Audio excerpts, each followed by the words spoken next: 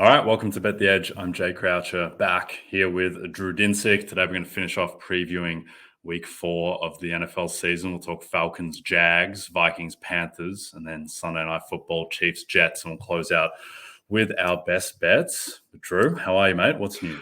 Well, looking at how the market is dumping on all of my NFL bets this week, it's I think time to start thinking about basketball, Jay. And boy, oh boy, did we have a Woj bomb of all Woj bombs yesterday. I talked about it a little bit with Vaughn. My take was basically this is win-win-win. Short-term win for the Bucks because their championship equity in this tiny window goes up. Long-term win for the Blazers because boy, oh boy, did they get a huge haul return for Dame. And then win for the Suns because they now have some roster flexibility and some depth. The only losers really were the Heat. Do you agree with that? And beyond that, what do you think happens to Drew Holiday now? Yeah, with Drew, I don't really know just because there are so many potential bidders. It's basically, he's the type of player because he can defend so many positions and defend them well, and also because he can shoot and dribble. He basically fits on every single team in the league because he can play one or two. So I think that's just going to go to the highest bidder. He fits everywhere.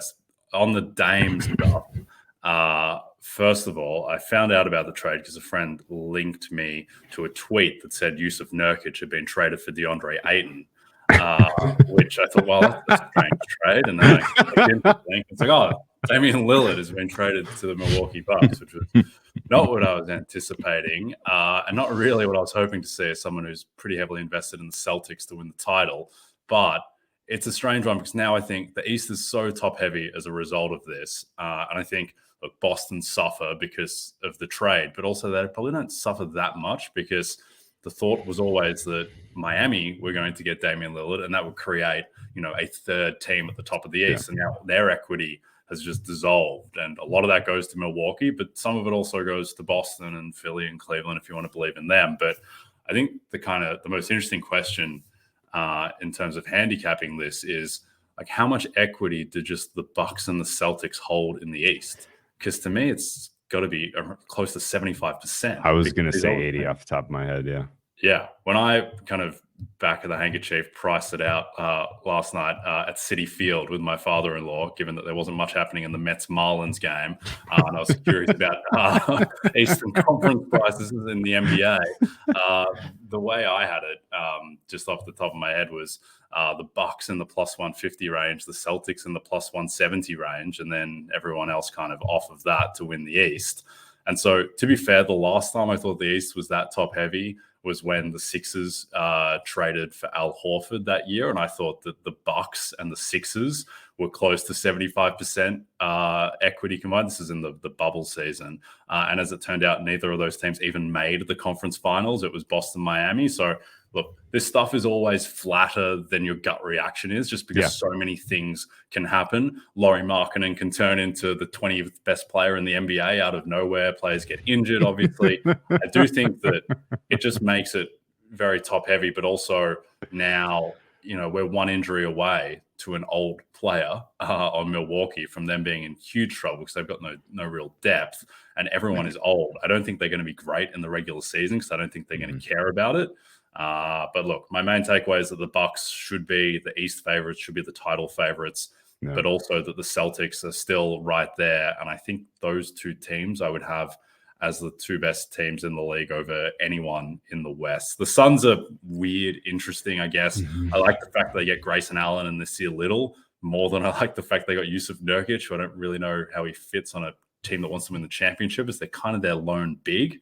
But they will be right there, and I would still have them favorites in the West because they've just got so much more depth than Denver. But what do you think of Milwaukee v. Boston and how the East sits at the moment?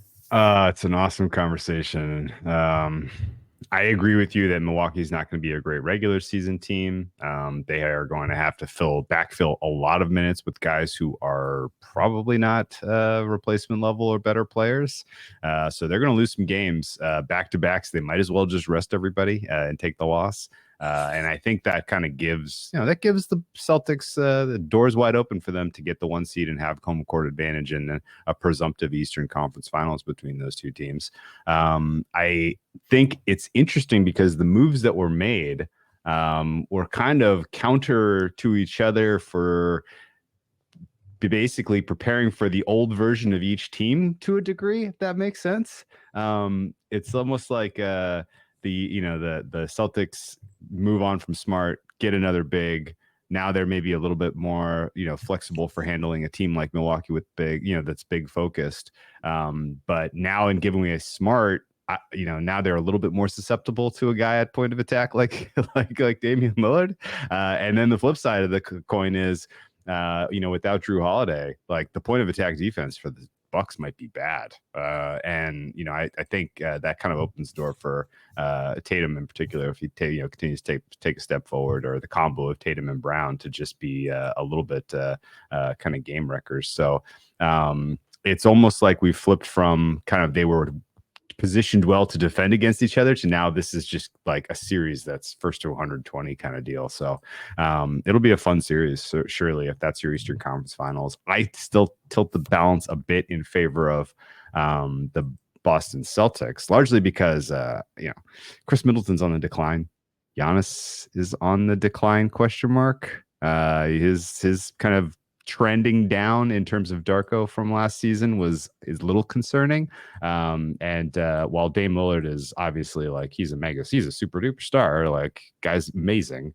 And I'll not cheer for him with my wallet, but would I like to see Dame Lillard get a ring before he retires? Sure, that'd be quite cool. But at the same time, I still think the new glow of a new piece with Giannis is probably driving this price beyond what is fair. And you're right in that it's a lot flatter than we realize because of injuries, because of players emerging and things like that. Haven't mentioned the Sixers, haven't mentioned the Cavaliers. Don't really know that there's a dark horse team outside of them, the Heat. But I think realistically, it's going to make for a really fun Eastern Conference. Indeed. And with the Bucks, like a couple of things. So 2 years ago, Brook Lopez didn't play the whole season because he's back surgery, and he's 35 years old now. And Damian Lillard 2 years ago was not that good, and then also kind of had a serious abdominal injury, and he's 33. Giannis is not the defensive player that he was 2-3 years ago because he's just terrified of fouling now because he fouls so much on the other end that he just doesn't contest as many shots, and he just hasn't been as defensively useful or dominant. He's still a very good defensive player, obviously. And then the big thing for the Bucks is that Giannis has got to learn how to shoot outside of 3 feet again and make free throws, because if he doesn't do that, then he's still an excellent offensive player because of what he gives you at the rim and in transition as a roll man, but he's not the all-world guy who is winning back-to-back MVPs. So there's some uncertainty on that front, but still, Dame, Giannis, Middleton, Lopez, that's pretty frightening as the top 4, and I think they're right to just figure the rest out later. And my head says that the Bucks are now, the rightful title favorites and Eastern Conference favorites. But at the same time, I do have a sneaking suspicion that Boston, they might just be better and in a way safer, which is strange to say about a team that just traded its heart and soul for Kristaps Porzingis. But I do think they have more depth, bizarrely, now than the Bucks. And the last thing before we move to Desmond Ridder and depart from Jason Tatum is that one thing that I try and think of more and more in pricing out futures is that you have to think about kind of roster malleability and upside and how much a team can change in season.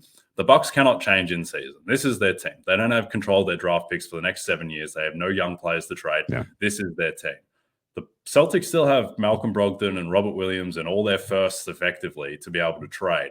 Like the Warriors, if it doesn't work out with Chris Paul, then Chris Paul's not going to be on the team. They'll trade him with Kuminga and Moody and draft picks. Like teams like that still have upside in terms of just who's going to be on the team come the playoffs. And so Boston have a bit more kind of range there than Milwaukee. So I think that also gives them a little bit more potential. But anyway, we've got plenty of time to talk about that over the next 6 months. We've only got today to talk about Falcons-Jags at Wembley Stadium.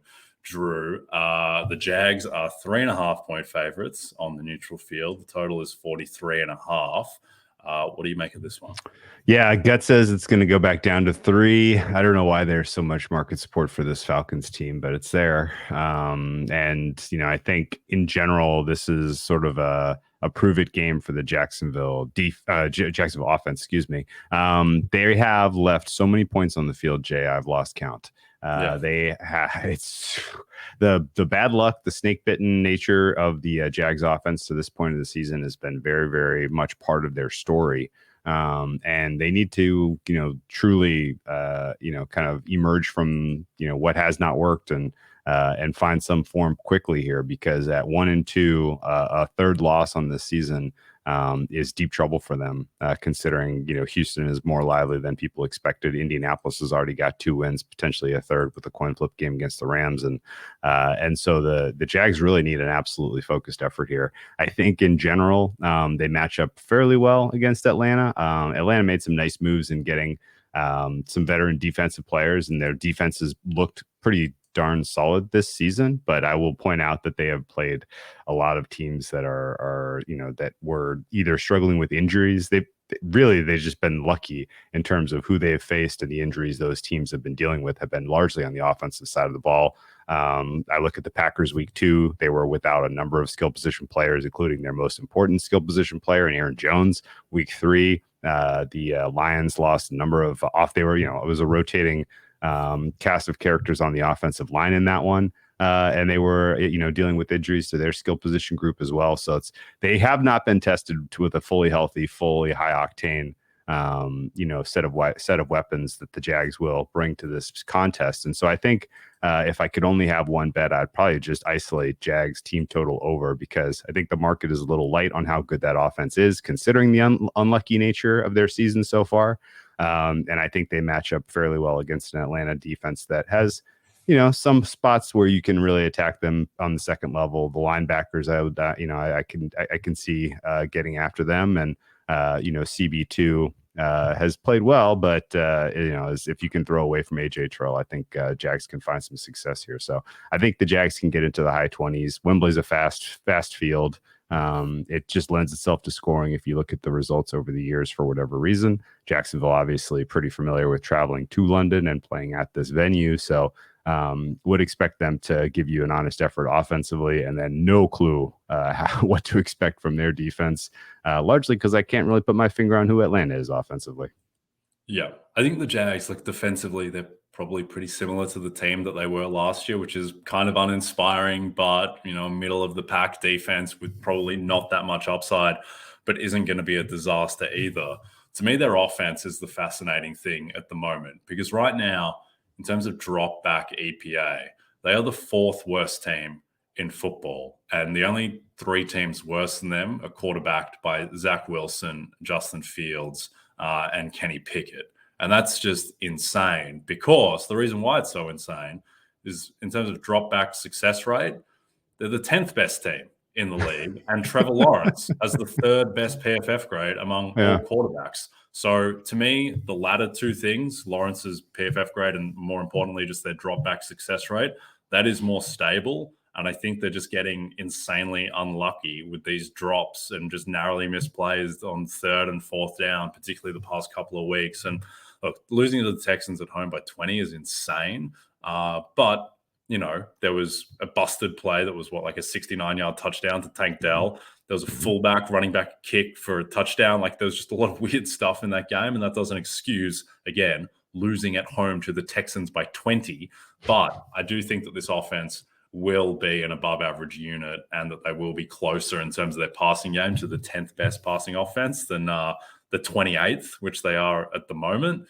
So I do believe in the Jags, and I think that we will probably look back in 2 months on the Jags being plus 135 for the AFC South and think that was a little bit potentially silly, particularly when you look at what's happening to the Titans at the moment, where it's starting to look like the Colts, and you've been on this early, that the Colts are actually the team to threaten the Jags in the AFC South.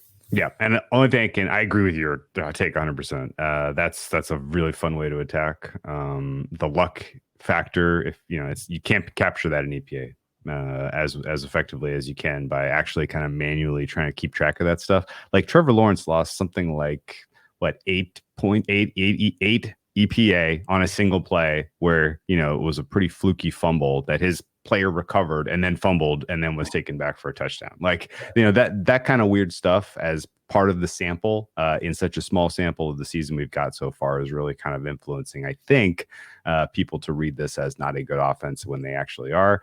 The Colts, even if it's Texans and Colts are going to be quarterbacked largely by rookie quarterbacks. That means they're going to be inconsistent. I don't think you're going to see sustained winning, kind of, singular arc up, of performance over the balance of the season. There's going to be some dips. There's going to be some weeks where they look like rookies. In those moments, I think they're going to give back some ground. So I would really like to see the Jags get a win. I haven't given up hope that they can, ultimately put themselves into the playoff picture. I am giving up hope that they're going to be able to steal 1 seed and that they're going to actually be in the mix for an AFC championship. But I still think they're the right look in this division, which is otherwise pretty weak. Yep, we are aligned there. Okay, before we get to Vikings-Panthers, a reminder that Bet the Edge isn't the only show every day during the NFL season. You can check out the Fantasy Football Happy Hour with Matthew Berry, Connor Rogers, and myself. It airs live on Peacock at noon Eastern, re-airs at 4 p.m., and is available on our NFL and NBC Sports YouTube channel, as well as wherever you listen to your podcasts. Okay, the Minnesota Vikings, 0-3, 4.5-point favorites at the 0-3 Panthers. The total is 46.5. Vikings games, I think a lot of the time you're going to have higher totals than one might expect off the bat. They are kind of the raising tide raises all boats or whatever. It's raising the Bryce Young boat at the moment. Bryce Young is back in practice, which I'm not sure if that's a good or a bad thing. What do you make of this game? Okay, so I was teasing it off the top how the market has just not loved any of the bets I made this week. The 2 totals I bet are the exception. That the air has completely come out of the Tennessee-Cincinnati under, and I'm finally, at long last, there is some push on this total to the over.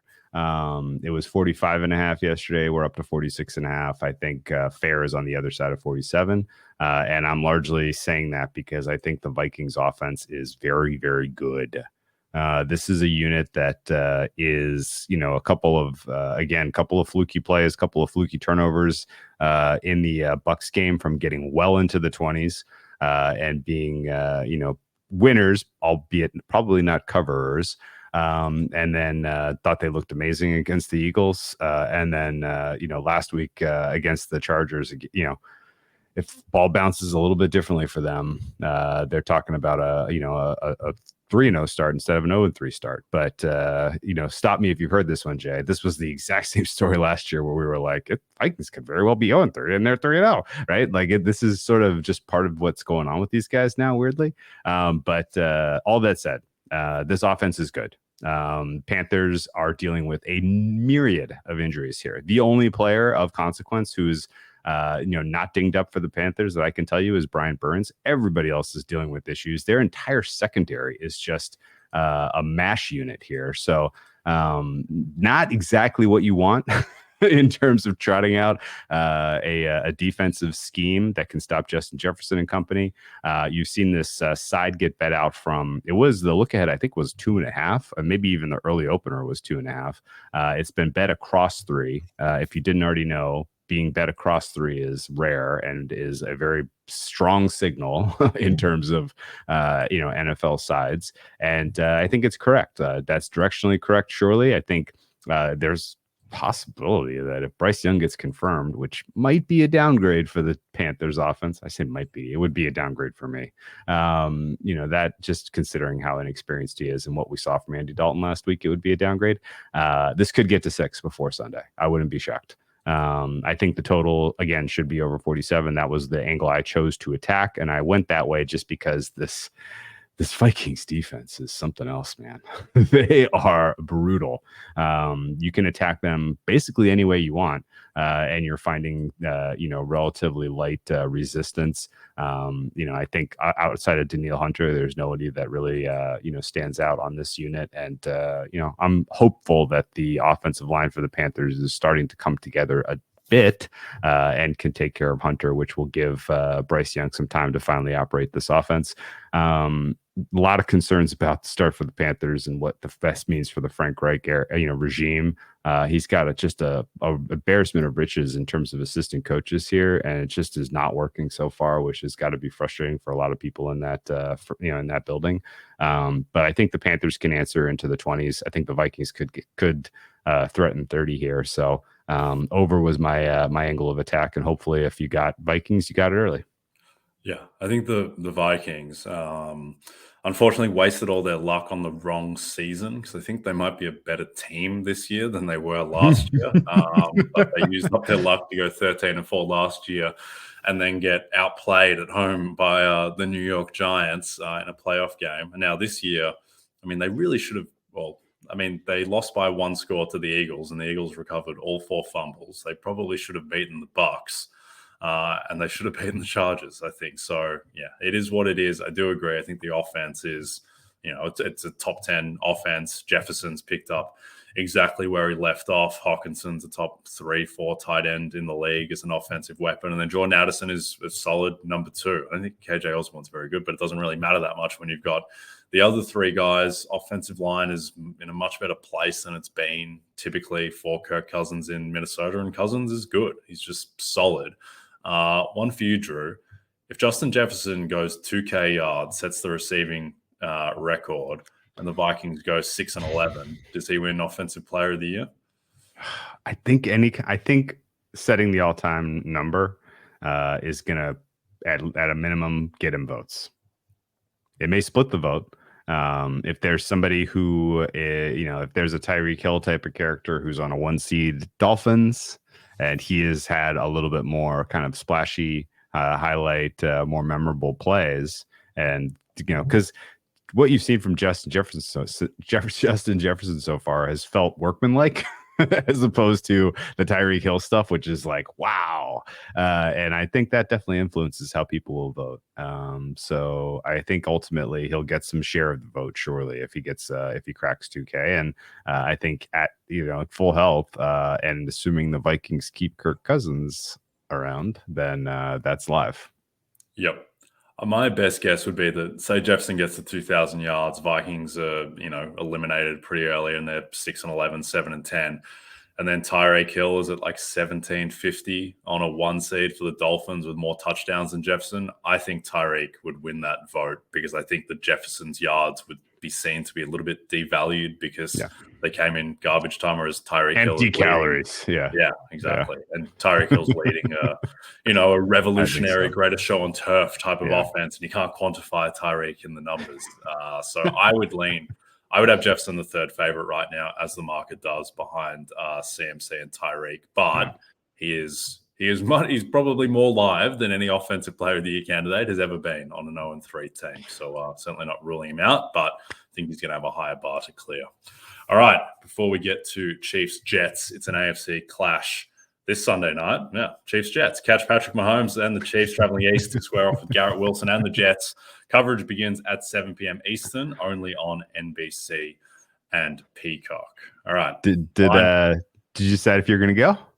I will be going for fantasy football pregame from 11 a.m. to 1 p.m. We're on the air on Peacock, and I'm not going to stick around for 7.5 hours at MetLife. So I'm going to come back home and watch the game on my couch. The father-in-law sporting bet was ticked off with that magnificent Marlins Mets game at Citi Field, where we were 2 of the, I believe, 175 people in attendance to watch that game, which had playoff ramifications. It did. Yeah, that mattered. An important game. Yeah.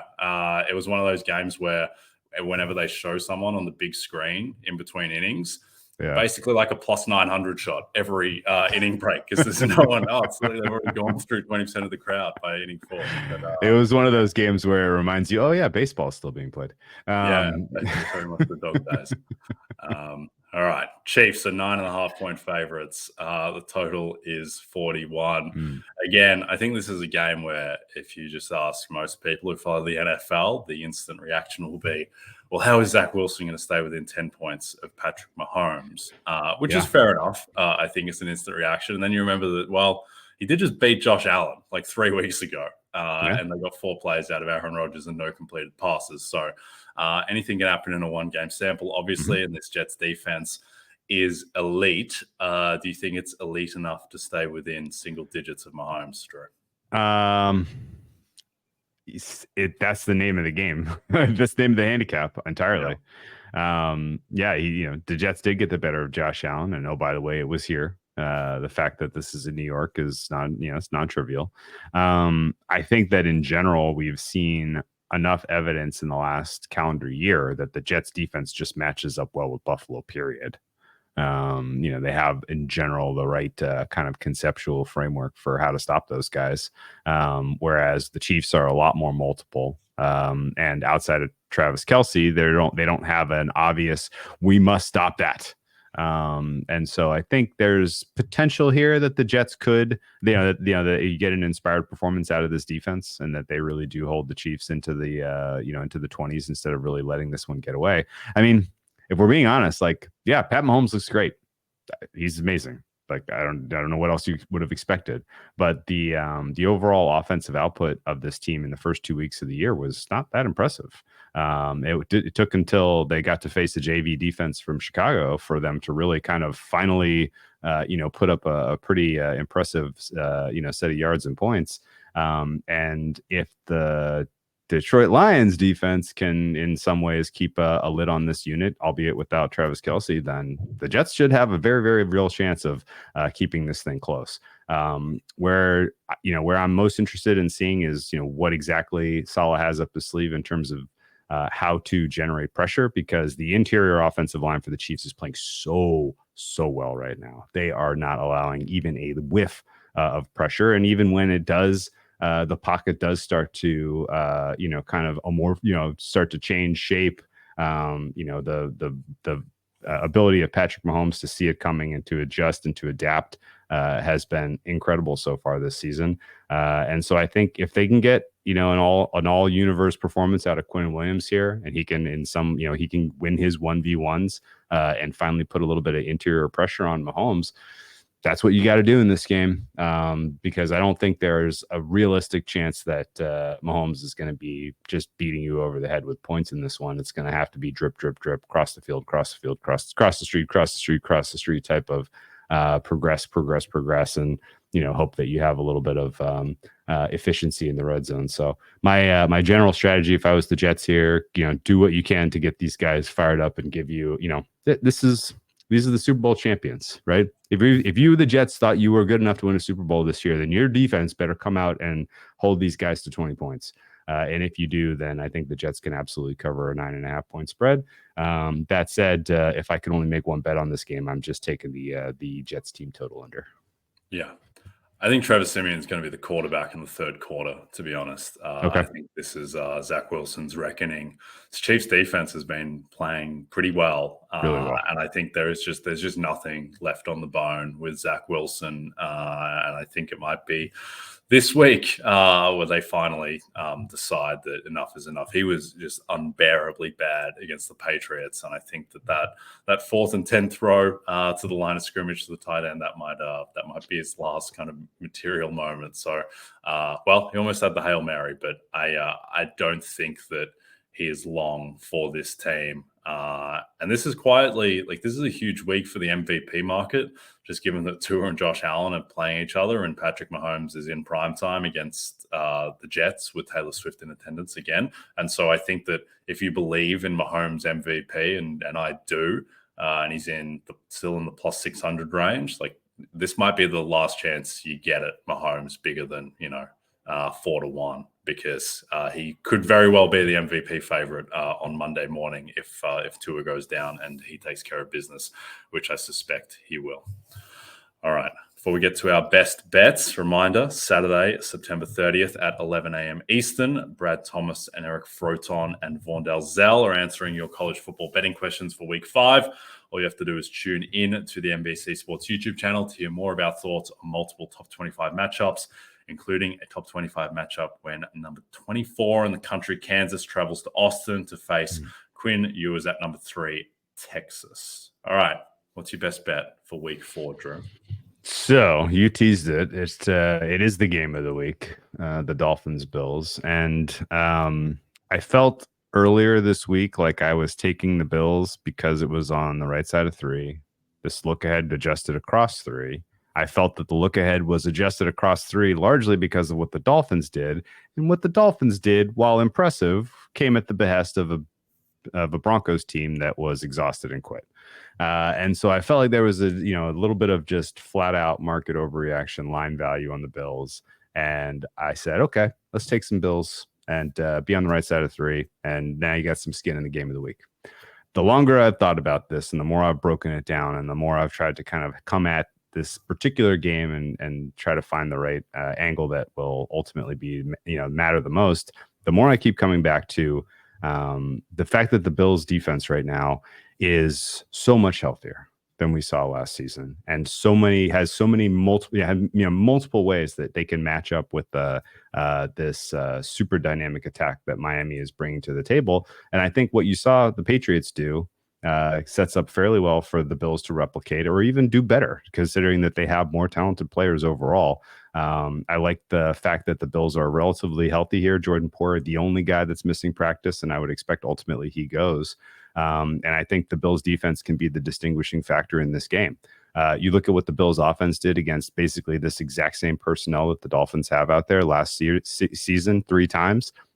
3 of the top 5 yardage outputs that the Dolphins defense allowed last year were against this Bills team. And so the Bills will get theirs. It was just a matter of if the defense can keep the Dolphins from getting to 30, in my opinion.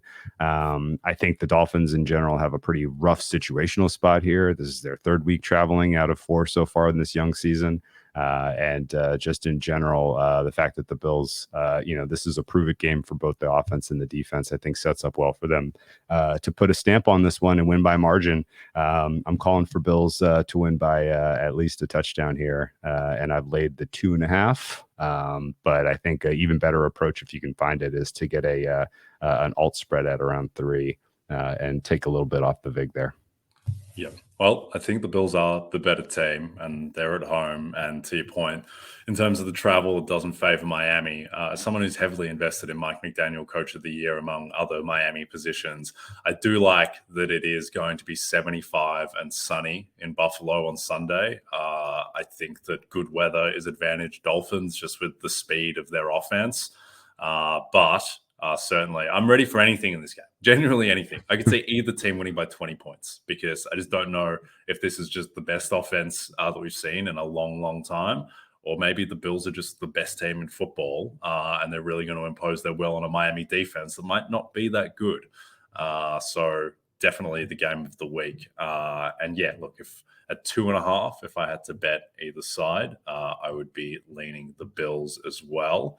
But once you get to 3, then I think then I might be a bit more apprehensive going against my man, Mike McDaniel. Okay, my best bet is Cleveland at -2.5, home to the Ravens. I think that Cleveland are being a little bit underrated, maybe not so much by the market, but just by the general football watching population, because this defense is the best in the league by margin at the moment. They've given up 21 first downs through 3 weeks.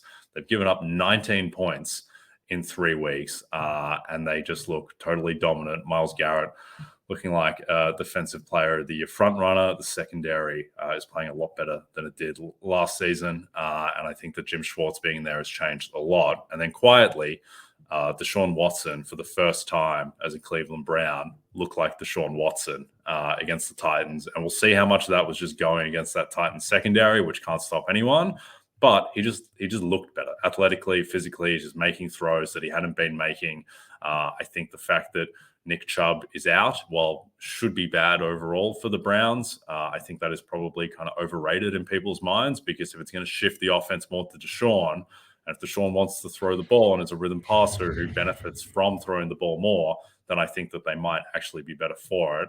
And then on the Ravens side, here's the Ravens injury report for this game. Rashad Bateman, Odell Beckham, Marlon Humphrey, Odafe Owe, David Ojabo. These guys haven't practiced yet this week. And then you've got other guys Kyle Hamilton, Justice Hill, Tyler Linderbaum, Ronnie Stanley, Marcus Williams, all of these guys as well are on the injury report. This team's really banged up. The offense just hasn't clicked at all so far. It just doesn't look right. Todd Monken's offense thing is taking some time to install. And I think that an offense that doesn't look right, it's not the recipe to go up against the best defense in the league. So I'm riding with the Browns -2.5. And I think here's the other thing. The Browns should be favored in that division because they're going up against the Ravens, and this 2.5 is trending towards 3. And so even when you strip out home field, the market is saying that Cleveland are better than Baltimore. Now, accounting for the fact that Baltimore have probably more health upside the rest of the way than Cleveland because they're so banged up at the moment. But I think Cleveland, who have an easier schedule as well, much easier, and that kind of balances out the health upside. I think Cleveland should be favored in that division. What do you think? Yeah, I mean, Cleveland has the easiest schedule of all the AFC contenders. Yeah. Period. Yeah. I think we need to really, if they win this game, we need to be thinking more, we need to be thinking bigger.